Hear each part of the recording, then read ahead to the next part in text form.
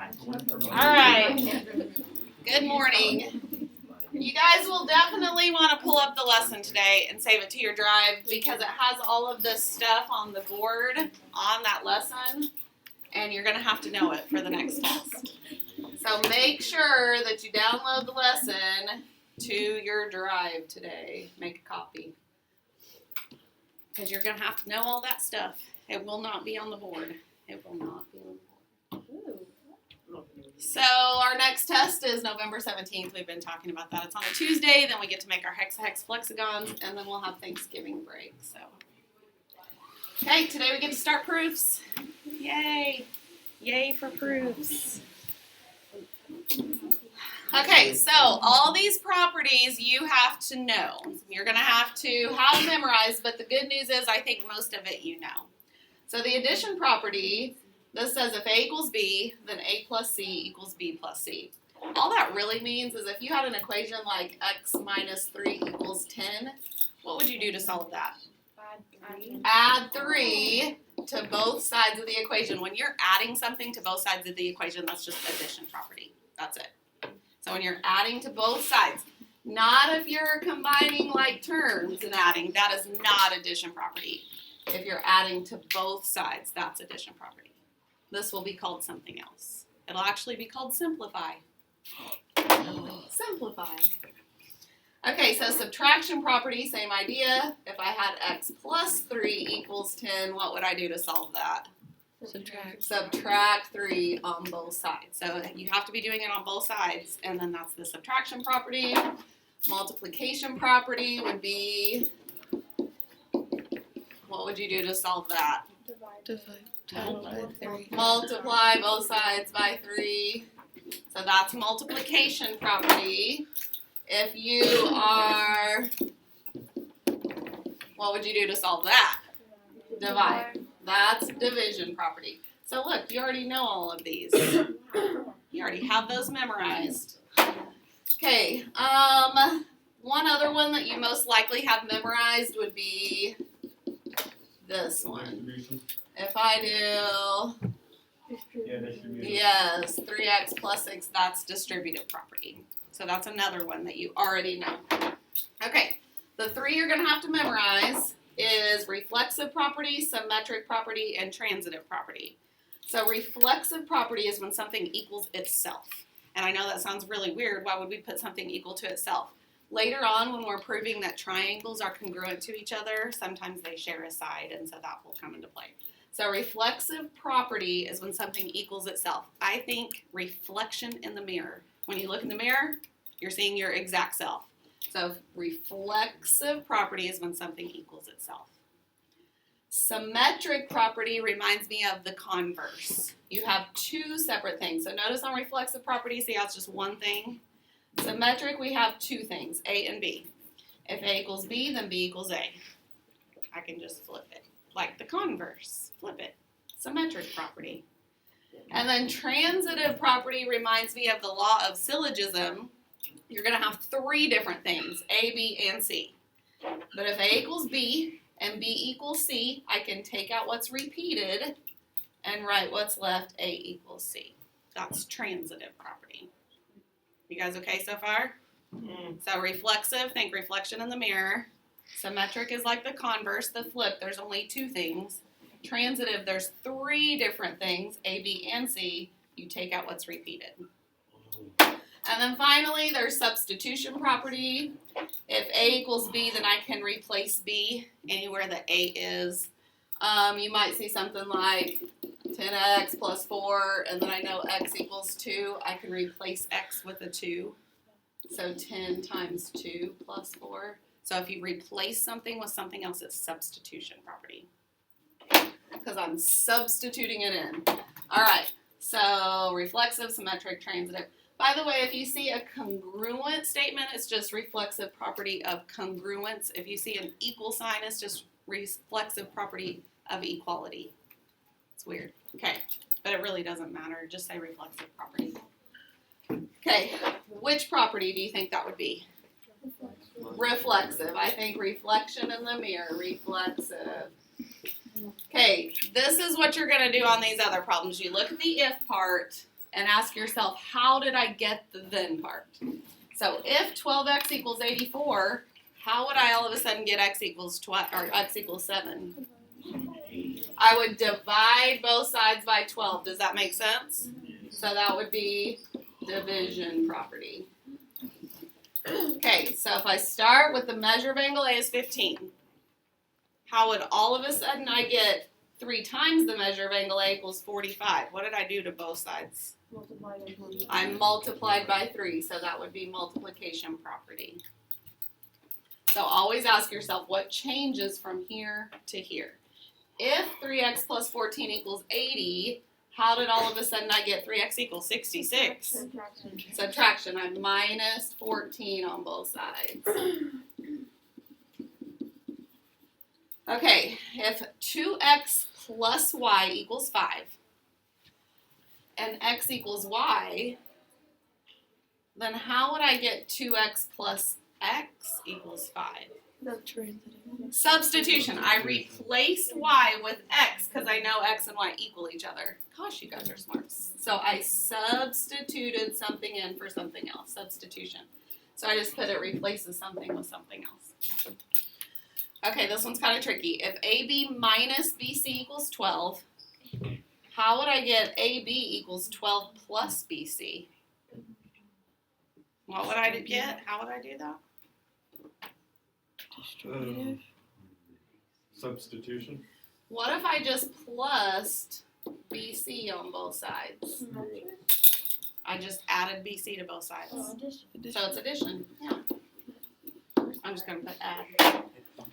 Okay, if 1 equals 2 and 2 equals 3, I'm going to take out what's repeated and say 1 equals 3. Do you remember which one it is where you take out what's repeated? Transitive. Transitive, good. Okay.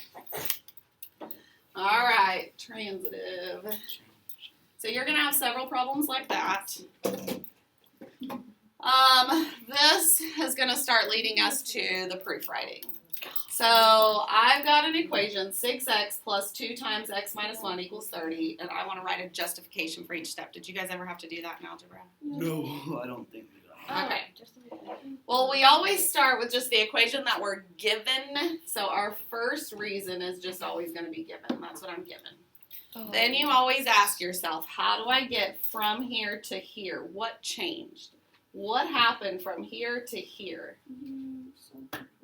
Distributive. Yeah, I solved the parentheses. What's that called when I solve the parentheses? Distributive. Distributive property. Now, how did I get from here to here? What changed? Nope. I added the 6x and the 2x together, right? But that is not the addition property because that means adding on both sides of the equation. When you just combine like terms, that is called simplify. If you combine like terms, it's called simplify. Does everybody hear that, Lana? What's it called when you combine like terms? Simplify. Okay, how do I get from here to here? Add 2. Add 2 to both sides. So when you add to both sides, that's addition property. Now, I shouldn't have put this stuff. How did I get from here to here? Division. Okay. Division property. I did not like this. All right. Let's try another one. Oh, this leads to proof writing. So on most proofs, you're going to have something that you're given and something you have to prove. There's going to be a diagram. You're going to have your statements, and then you're going to have your reasons. So this is called a 2-column proof. So let's look at this one. This is just another justification one. So I'm given this equation, 1/2 x minus 5 equals 10. I need to see what changed from here to here. Well, notice I have a 2 on the outside, and that 10 changed to a 20. I didn't divide, I multiplied. Multiplied both sides by 2. Now what changed from here Distribution. to... Yes, distributive property. What changed from here to here? Addition. Addition. Travis Scott. Are you having fun yet? Yeah? Okay, let's try this one. What changed from here to here? Distributive. What changed from here to here? Addition. I didn't add. I subtracted. How did I get from here to here? Division. I divided both sides by 5. All right. I think I've got 2 left. Okay, so here's one that has a diagram, has something I'm given, something I need to prove. I'm going to do my statements and my reasons. So on proofs, I always want you to start with the given. So Lana, I need you to pay attention. So I start with the given where it says DF equals EG, and I'm going to say given. So if I look at this diagram, I know that DF equals EG. Well, if I look at the diagram, what is DF? 11. 11. What is EG? 2x minus 9. What is it called when you replace something with something else? Substitution. Substitution. X equals 10. I know, I gotta prove that. So now what would I do to get the next step? What would you do to solve that? Add 9. Add 9. So I would plus 9 to both sides. I don't want to write plus 9 plus 9. I just want to put the answer there. So when I take 11 and add 9 to it, what do I get? 20. 20 equals 2x. Divide. That is addition. And then to get from here to here, I would division. Sometimes proofs just end like that, but I really want to prove that x equals 10, not 10 equals x.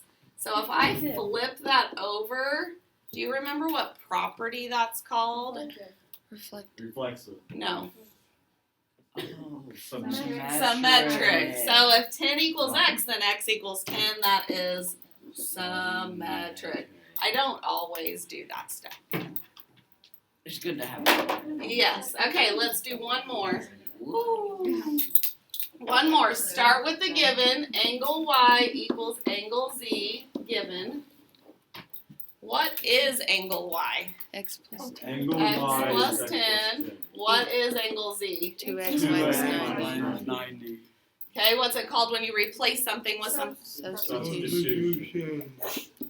Okay, what would you do to solve that? Take 2x from both sides. Hmm? Or- Like minus 2x, but then I'm going to have a negative x. Add. I would minus x. Or what would you do? Add 90. Add 90. We can add 90 first. Let's add 90 to the 10. What would I get? X 100. plus 100 equals 2x. And then what? Subtract x. And then could I flip that over? Symmetric. Yes. Okay. Are we having fun yet? Well, we're starting proofs. I understand it. Okay, good. Epic. Your stress level is high. Follow me to the lab. Oh, that would take away my stress. That would That's totally cute. lower stress. I'm Is your already assignment done. unlocked or not? Let me unlock it really quick. Yeah, we got 5 minutes till it's unlocked. I know, so I'm going to unlock it really quick. Woo! Pop smoke the wheel. Yo, Why do- Grumpy Cat I died. don't know. Rip. Why do I Rip Grumpy Cat. always think that this class is English? Free him I don't from know the why. eternal prison we all Class- call heaven. All right, Henry, your math should be unlocked. Let's go. might- Mathmeme.jpg. You might want to keep the lesson open in case you need to refer back to it. Math needs to solve its own problems. I'm not a therapist. Grumpy cat. I love Grumpy Cat. Okay. She died. Aww. Yeah. Wasn't Grumpy Cat puppet? No. Oh, the cat. He was real, bro. It was That's why a I said girl. he died, man. It was a girl. No.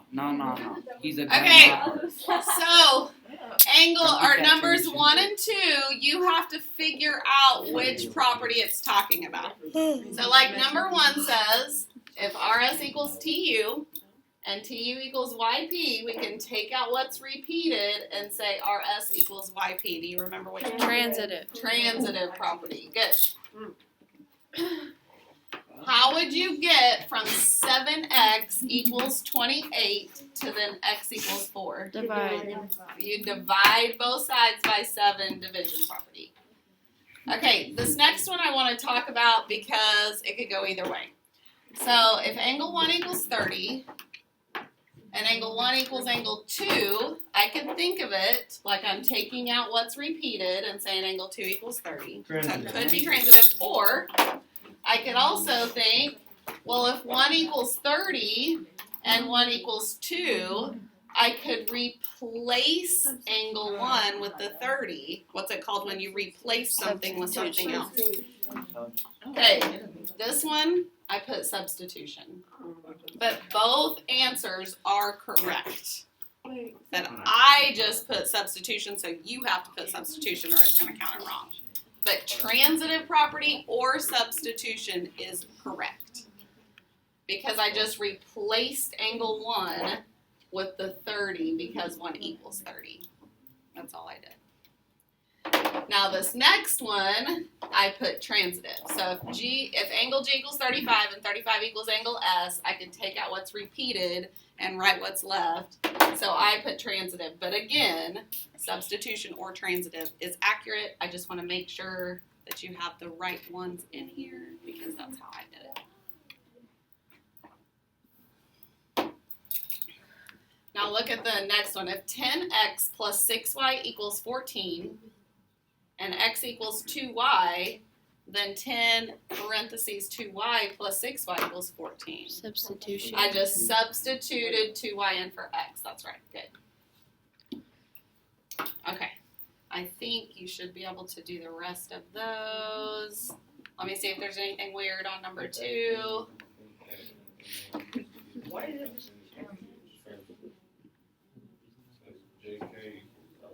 All right.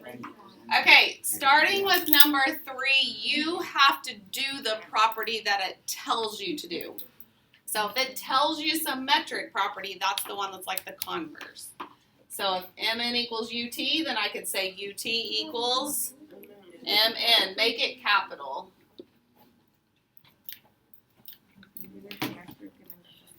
If I have to use the division property, do you guys see that random 4 on the outside of the measure of angle QRT? Yeah.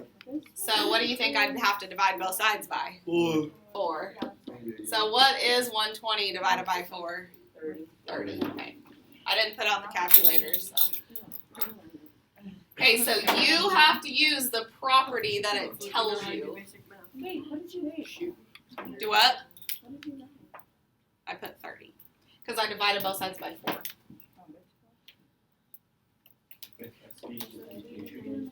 Okay, so number 4, same type of thing.